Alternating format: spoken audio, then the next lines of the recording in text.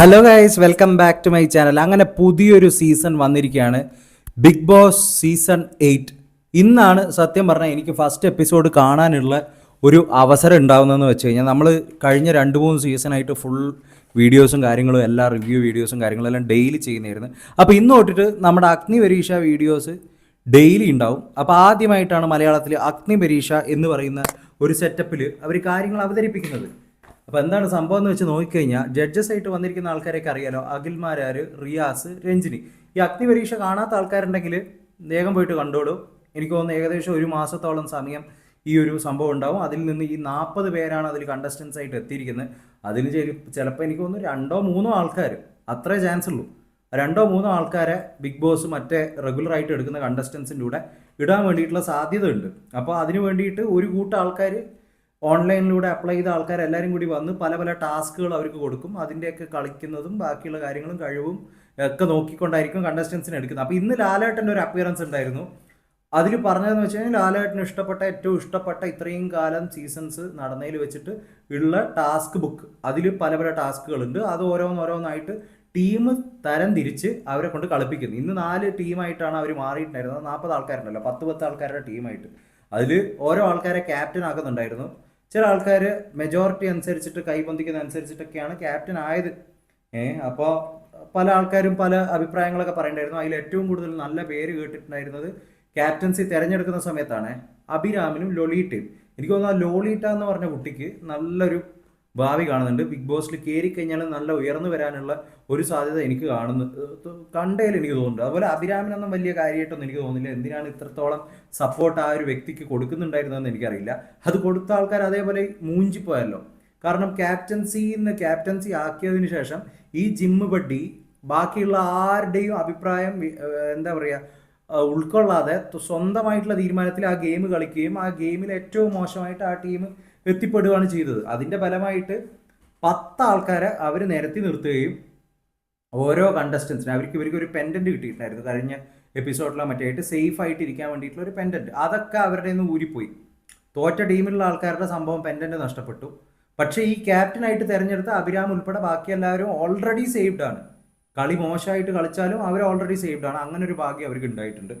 അങ്ങനെ അവരാരും പ്രതീക്ഷിക്കാതെ തന്നെ ഇത്രത്തോളം കളിച്ച് മുന്നേറാമെന്ന് വന്നിട്ടുണ്ടായിരുന്ന ആൾക്കാരാണ് ഇവരെല്ലാവരും.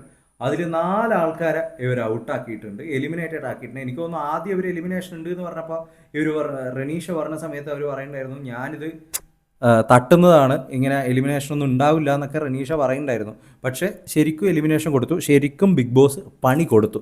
ഈ പ്രാവശ്യമെങ്കിലും കനത്തിൽ പണിയും കനത്തിലുള്ള ടാസ്കും സുഖജീവിതം അവസാനിപ്പിച്ചിട്ടുള്ള ഒരു സീസണുമാണ് നമ്മൾ പ്രതീക്ഷിക്കുന്നത്. കാരണം ഈ അഗ്നി പരീക്ഷയൊക്കെ കടന്നിട്ട് സാധാ റെഗുലർ ആൾക്കാർ വരുമ്പോൾ കുറേ ഒന്നിനും കൊള്ളാത്ത കുറേ ആൾക്കാർ അവിടുന്ന് ഇവിടുന്ന് പെറുക്കിയെടുത്ത് കൊണ്ടുവന്നിട്ട്, അങ്ങനെ എപ്പോഴും ഉണ്ടാവും ഒരു 5-10 എണ്ണം അങ്ങനെ എടുത്ത് കൊണ്ടുവന്നിട്ട് അവസാനം അവരവിടെ ഇരുന്ന് സുഖിക്കും. അത് കണ്ടിരുന്ന് ബോറാക്കരുത്.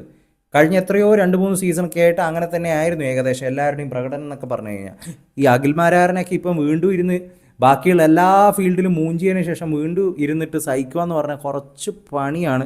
വീണ്ടും അഖിൽ നല്ലോണം വെളുപ്പിക്കേണ്ടി വരും, കുറച്ച് പുറം ലോകത്തേക്ക് ഇറങ്ങുന്നത്തേക്കും കുറച്ച് PR ഹൈ ആവാൻ വേണ്ടിയിട്ട്. അപ്പോൾ തോറ്റ 4 ആൾക്കാർ ഔട്ടായത്, ബിജു മേക്കപ്പ് മാൻ ഔട്ടായിട്ടുണ്ട്. വലിയൊരു കാര്യമില്ല, അതിലൊന്നും ഉണ്ടായതുകൊണ്ട് ഒരു കുന്തവും ചെയ്യാനൊന്നും പറ്റില്ല. ആരാധ്യ ഔട്ടായിട്ടുണ്ട്, 18 വയസ്സുള്ള, എനിക്ക് തോന്നുന്നു ഏറ്റവും യങ്ങസ്റ്റ് അതിലുള്ളതിൽ ആരാധ്യ ഔട്ടായിട്ടുണ്ട്. അതുപോലെ നിതിൻ, അതും വലിയ കാര്യമൊന്നുമുള്ളതായിട്ട് എനിക്ക് തോന്നിയിട്ടില്ല. റാഷ സത്യം പറഞ്ഞാൽ ഉണ്ടെങ്കിൽ നന്നായിരുന്നു എന്ന് എനിക്ക് തോന്നിയിട്ടുണ്ട്. കാരണം റാഷ കുറച്ചൊന്ന് സംസാരിക്കാൻ പറ്റുന്നൊരു ആളായിട്ടാണ് എനിക്ക് തോന്നിയിട്ടുള്ളത്. ഒരു അടി മെറ്റീരിയലൊക്കെ ആയിട്ടാണ് എനിക്ക് തോന്നിയിരിക്കുന്നത്. ബിഗ് ബോസ് എന്ന് പറഞ്ഞാൽ അൾട്ടിമേറ്റ്ലി ഒരു അടി ഷോ ആണല്ലോ. കച്ചറയും അടിയും അതൊക്കെയാണ് ഇവർ സെല്ല് ചെയ്യാൻ ആഗ്രഹിക്കാത്തതെന്ന് ഇവർ പറയും. പക്ഷേ ഇവർക്കതാണ് വേണ്ടതെന്ന് നമുക്കെല്ലാവർക്കും അറിയാം.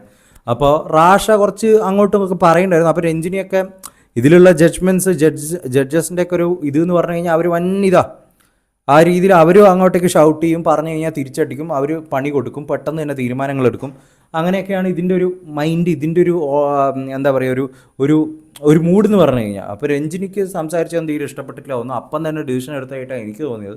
റാഷേന അപ്പം തന്നെ തട്ടി, എന്നിട്ട് പറഞ്ഞു 3 ദിവസത്തെ പെർഫോമൻസിൻ്റെ അനുസരിച്ചിട്ടാണ് അങ്ങനെയൊക്കെയാണ് പറഞ്ഞത്. എനിക്കത് തീരെ അനുയോജ്യമായിട്ട് തോന്നിയിട്ടില്ല.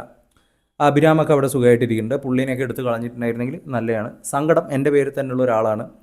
അപ്പോൾ ഇതൊക്കെയാണ് എപ്പിസോഡ് 3 നടന്നത്. അപ്പോൾ എപ്പിസോഡ് 4ൻ്റെ റിവ്യൂ നാളെ ഉണ്ടാവും. ഇതുപോലുള്ള വീഡിയോസ് നിങ്ങൾ കാണാൻ വേണ്ടിയിട്ട് പ്ലീസ് ടു സബ്സ്ക്രൈബ്. അതുപോലെ തന്നെ നോട്ടിഫിക്കേഷനും ബെൽ ബട്ടനും ഒക്കെ ഓണാക്കി വെച്ചാൽ നമ്മൾ ഡെയിലി വീഡിയോ ഇടുന്നതാണ്, മാക്സിമം ഡേയ്സ് വീഡിയോ ഇടുന്നതാണ്. അതുപോലെ തന്നെ 1 to 100 days ബിഗ് ബോസിൻ്റെയും full video, honest video, brutally honest video നമ്മൾ ഇടുന്നതാണ്. കഴിഞ്ഞ 2 സീസണിലായിട്ട് ഞാൻ പറഞ്ഞ വ്യക്തി തന്നെയാണ് ജയിച്ചിട്ടുള്ളത്. അപ്പോൾ ആ ഒരു തരത്തിലൊക്കെ ചിന്തിക്കുന്ന ആൾക്കാരൊക്കെ ആണെങ്കിൽ നിങ്ങൾക്ക് എൻ്റെ വീഡിയോ കാണാനൊക്കെ ഇഷ്ടപ്പെടുന്നതാണ് എനിക്ക് തോന്നുന്നത്. അപ്പോൾ അത്രയൊക്കെയുള്ളൂ guys. Will come with another video next time. Until then take care and bye by.